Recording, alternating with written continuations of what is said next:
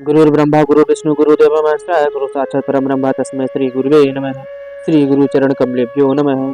आज हम श्री दुर्गा दुसती के अथ व्यकृतिकम रहस्य के बारे में जानेंगे, पाठ करेंगे। तो चलिए पाठ का प्रारंभ करते हैं। ऋषि कहते हैं, राजन, पहले जिन सत्व प्रधाना त्रिगुणमयी लक्ष्मी के तामसी आदि भेद से 3 स्वरूप बदलाए हैं, वे ही सर्वा, चंडिका, दुर्गा, भद्रा और भगवती आदि अनेक नामों से कही जाती हैं। तमोगुणमयी महाकाली भगवान विष्णु की योग मुद्रा कही गई।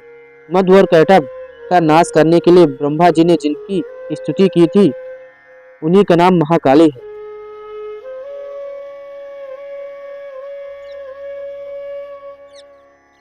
उनके 10 मुख, 10 भुजाएं और 10 पैर हैं। वे काजल के समान काले रंग की तथा 30 नेत्रों की विशाल पत्ती से सुशोभित होती है। भोपाल उनके दांत और दाढ़ें चमकती रहती हैं। यद्यपि उनका रूप भयंकर है, तथापि वे रूप सौभाग्य, कांति एवं महती संपदा की अधिष्ठान प्राप्ति स्थान है।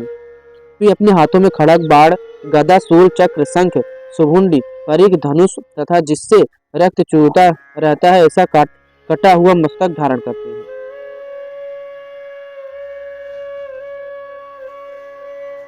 वे महाकाली भगवान विष्णु की दुस्तर माया है। आराधना करने पर ये चराचर जगत को अपने उपासक के अधीन कर देती है। संपूर्ण देवताओं के अंगों से जिनका प्रादुर्भाव हुआ था, वे अनंत कांति से युक्त साक्षात महालक्ष्मी, उन्हें ही त्रिगुणमयी प्रकृति कहते हैं तथा वे ही महिषासुर का मर्दन करने वाली। उनका ही मुख गोरा, भुजाएं श्याम, स्तन मंडल अत्यंत श्वेत, कटिभाग और चरण लाल तथा जंघा और पिंडली नीले रंग की है। अजय होने के कारण उनको अपने स्वर का अभिमान है। कट के आगे का भाग बहुरंगे वस्त्र से आच्छादित होने के कारण अत्यंत सुंदर एवं विचित्र दिखाई देता है। उनकी माला, वस्त्र, आभूषण तथा अंग राग सभी विचित्र है। वे कांति, रूप और सौभाग्य से सुशोभित है। यद्यपि उनकी हजारों भुजाएं हैं, तथापि उन्हें 18 भुजाओं से युक्त मानकर उनकी पूजा करनी चाहिए। अब उनके दाहिनी ओर के निचले हाथ से लेकर बाईं ओर के निचले हाथों में क्रमशः जो अस्त्र हैं, उनका वर्णन किया गया है। अक्षमाला, कमल, बाण, खड़ग, ब्रज, गदा, चक्र, त्रिशूल, परशु, शंख, घंटा, 5 शक्ति, दंड, चर्म, ढाल, धनुष, पान पात्र और कमंडलों, इन आयुधों से उनकी भुजाएं विभूषित है। वे कमल के आसन पर विराजमान है। सर्वदेवमयी तथा सबकी ईश्वरी है। राजन, जो इन महालक्ष्मी का पूजन करता है, वह सब लोगों को तथा देवताओं का भी स्वामी होता है। जो एकमात्र सत्व गुण के आश्रित हो पार्वती जी के शरीर से प्रकट हुई थी तथा जिन्होंने शुंभ तथा दैत्य का संहार किया था, शुंभ नामक दैत्य का संहार किया था, वे साक्षात सरस्वती कही गई। पृथ्वी पते उनके 8 भुजाएं हैं तथा वे अपने हाथों में क्रमशः बाण, भूसल, शूल, चक्र, शंख, घंटा, हल एवं धनुष धारण करती है। ये सरस्वती देवी, जो निशुंभ का मर्दन तथा शुंभासुर का संहार करने वाली है, भक्ति पूर्वक पूजित होने पर सर्वज्ञता प्रदान करती है। राजन, इस प्रकार तुमसे महाकाली या तीनों मूर्तियों के स्वरूप बतलाए। अब जगत माता महालक्ष्मी तथा इन महाकाली या तीनों मूर्तियों की पृथक पृथक उपासना श्रवण करो। जब महालक्ष्मी की पूजा करनी हो, तब उन्हें मध्य में स्थापित करके उनके दक्षिण और वाम भाग में क्रमशः महाकाली और सरस्वती का पूजन करना चाहिए और पृष्ठ भाग में तीनों युगल देवताओं की पूजा करनी चाहिए। महालक्ष्मी के ठीक पीछे मध्य भाग में सरस्वती के साथ ब्रह्मा जी का पूजन करें। उनके दक्षिण भाग में गौरी के साथ रुद्र की पूजा करें तथा वाम भाग में लक्ष्मी सहित विष्णु का पूजन करें। महालक्ष्मी आदि तीनों देवियों के सामने निम्नांकित 3 देवियों की पूजा करनी चाहिए। मध्यस्थ लक्ष्मी के आगे मध्य भाग में 18 भुजाओं वाली महालक्ष्मी का पूजन करें। उनके वाम भाग में 10 मुखों वाली महाकाली का तथा दक्षिण भाग में 8 भुजाओं वाली सरस्वती का पूजन करें। राजन, जब केवल 18 भुजाओं वाली महाकाली का अथवा 10 मुखी काली का या अष्टभुजा सरस्वती का पूजन करना हो, तब सब अरिष्टों की शांति के लिए इनके दक्षिण भाग में काल की और वाम भाग में मृत्यु की भली भांति पूजा करनी चाहिए। जब शुंभासुर संहार करने वाली अष्टभुजा देवी की पूजा करनी हो तब उनके साथ उनकी 9 शक्तियों का और दक्षिण भाग में रुद्र एवं बाग भाग में गणेश जी का पूजन करना चाहिए। ब्राह्मी, महेश्वरी, कौमारी, वैष्णवी, वाराही, नरसिंही, केंद्री, शिवदूती तथा चामुंडा ये 9 शक्तियां हैं। नमो देव्यै इस स्तोत्र से महालक्ष्मी की पूजा करनी चाहिए तथा उनके 3 अवतारों की पूजा के समय उनके चरित्रों में जो स्रोत और मंत्र आए हैं उन्हीं का उपयोग करना चाहिए। 18 भुजाओं वाली महिषासुर मर्दानी महालक्ष्मी की विशेष रूप से पूजनीय है क्योंकि वे ही महालक्ष्मी, महाकाली तथा महासरस्वती कहलाती है। वे ही पुण्य पापों की अधीश्वरी तथा संपूर्ण लोकों की महेश्वरी है।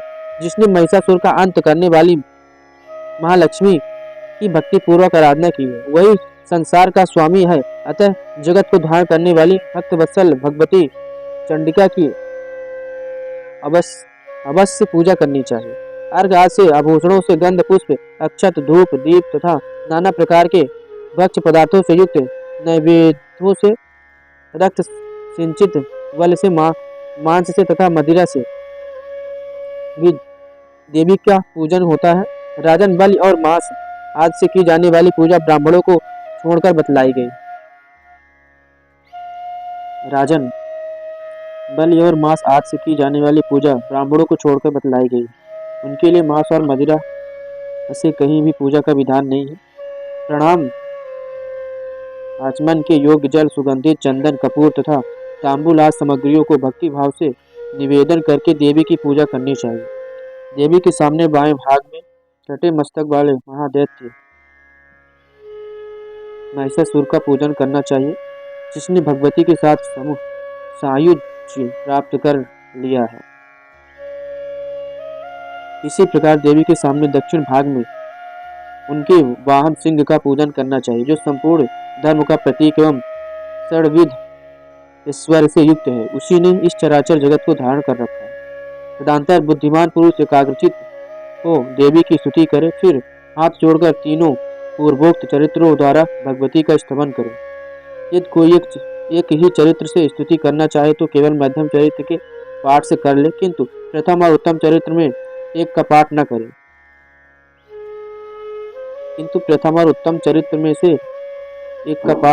आधे चरित्र का भी पाठ करना मना है। जो आधे चरित्र का पाठ करता है उसका पाठ सफल नहीं होता। पाठ समाप्ति के बाद साधक प्रदक्षिणा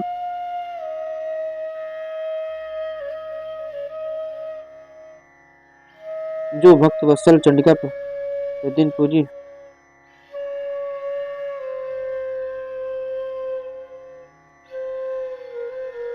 दीक्षिणा नमस्कार तथा आलस्य छोड़कर जगदम्बा के उद्देश्य से मस्तक पर हाथ जोड़े और उनसे बारंबार त्रुटियों या अपराधों के लिए क्षमा प्रार्थना करें। सप्तशती का प्रत्येक श्लोक मंत्र रूप है। उससे तिल और घृत मिली हुई खीर की आहुति दें अथवा सप्तशती में जो स्रोत आए हैं उन्हीं के मंत्रों से चंडिका के लिए पवित्र अभिषेक का हवन करें। होम के पश्चात एकाग्रचित हो महालक्ष्मी देवी के नाम मंत्रों को उच्चारण करते हुए पुनः उनकी पूजा करें। तत्पश्चात मन और इंद्रियों को बस में रखते हुए हाथ जोड़कर विनीत भाव से देवी को प्रणाम करें और अंतःकरण में स्थापित करके उन सर्वेश्वरी चंडिका देवी का देर तक चिंतन करें। चिंतन करते करते उन्हीं में तन्मय हो जाए। इस प्रकार जो मनुष्य प्रतिदिन भक्ति पूर्वक परमेश्वरी का पूजन करता है वह मनोवांछित भोगों को भोगकर अंत में देवी का समुज्ज प्राप्त करता है। जो भक्त वत्सल चंडिका का प्रतिदिन पूजन नहीं करता भगवती परमेश्वरी उसके पुण्यों को जलाकर भस्म कर देती। इसलिए राजन, तुम सर्वलोक महेश्वरी चंडिका का शास्त्रोक्त विधि से पूजन करो, उससे तुम्हें सुख मिलेगा।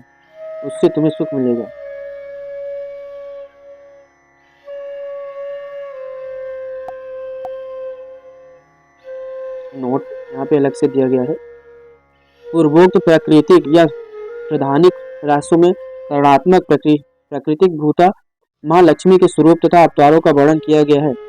इस प्रकरण में विशेष रूप से प्राकृतिक सहित प्रकृतियों के ध्यान पूजनोपचार तथा पूजन की महिमा का वर्णन हुआ है। अतः इसे व्यक्तित्व रहस्य कहते हैं। इसमें पहले सरस्वती के 3 चरित्रों में वर्णित महाकाली, महालक्ष्मी तथा महासरस्वती के ज्ञान का वर्णन है। यहाँ महाकाली 10 भुजा, महालक्ष्मी अष्टभुजा तथा महासरस्वती अष्टभुजा है। उनके आयुधों का क्रम पहले बताए हुए अनुसार दाहिने भाग के निचले हाथ से लेकर क्रमशः ऊपर भाग पर वाले हाथों में, फिर वाम भाग के ऊपर वाले हाथ से लेकर निचले वाले हाथ तक समझना चाहिए। जैसे महाकाली के 10 हाथों में 5 दाहिने और 5 बाएं, दाहिने वालों में हाथों में क्रमशः नीचे से ऊपर तक खड़ग, बाण, गदा, शूल और चक्र है तथा बाएं हाथ में ऊपर से नीचे तक क्रमशः शंख, मुंडी, परिघ, धनुष और मस्तक। इसी प्रकार अष्टदश भुजा महालक्ष्मी के 9 दाहिने हाथों में नीचे की ओर से क्रमशः अक्षमाला, कमल, बाण, खड़ग, ब्रज, गदा, चक्र, त्रिशूल और परशु है तथा बाएं भाग हाथ में ऊपर से नीचे तक शंख, घंटा, 5 शक्ति, दंड, ढाल, धनुष, बाण, पात्र और कमंडलू है। अष्टभुजा महासरस्वती के भी 4 दाहिने हाथों में पूर्वोत्तर क्रमशः बाण, मुसल, शूल और चक्र है तथा बाएं हाथों में शंख, घंटा, हल और धनुष है। इन तीनों के ध्यान के विषय में भी कही हुई अन्य सारी बातें स्पष्ट हैं। तत्पश्चात इन सब की उपासना क्रम में बतलाया गया है। बीच में चतुर्भुजा महालक्ष्मी को स्थापित करके उनके दक्षिण भाग में चतुर्भुजा महाकाली तथा वाम भाग में चतुर्भुजा महासरस्वती की स्थापना करें। महाकाली के पृष्ठ भाग में रुद्र, गौरी, महालक्ष्मी के पृष्ठ भाग में ब्रह्मा, सरस्वती तथा महासरस्वती के पृष्ठ भाग में विष्णु, लक्ष्मी का पूजन करें। फिर चतुर्भुजा महालक्ष्मी के सामने मध्य भाग में अष्टदश भुजा स्थापित करें। इनका मुख चतुर्भुजा महालक्ष्मी की ओर होगा। अष्टभुजा के दक्षिण भाग में अष्टभुजा महासरस्वती और वाम भाग में दशानन महाकाली रहेगी। यदि केवल अष्टदश भुजा या दशानना अथवा अष्टभुजा पूजन करना हो तो इनमें से किसी एक अभीष्ट देवी को स्थापित करके उनके दक्षिण भाग में काल और वाम भाग में मृत की स्थापना करनी चाहिए।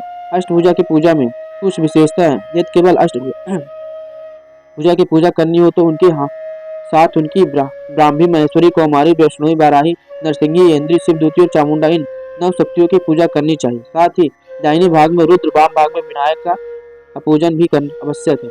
काल और मृत्यु की पूजा भी जो पहले बताई गई है होनी चाहिए।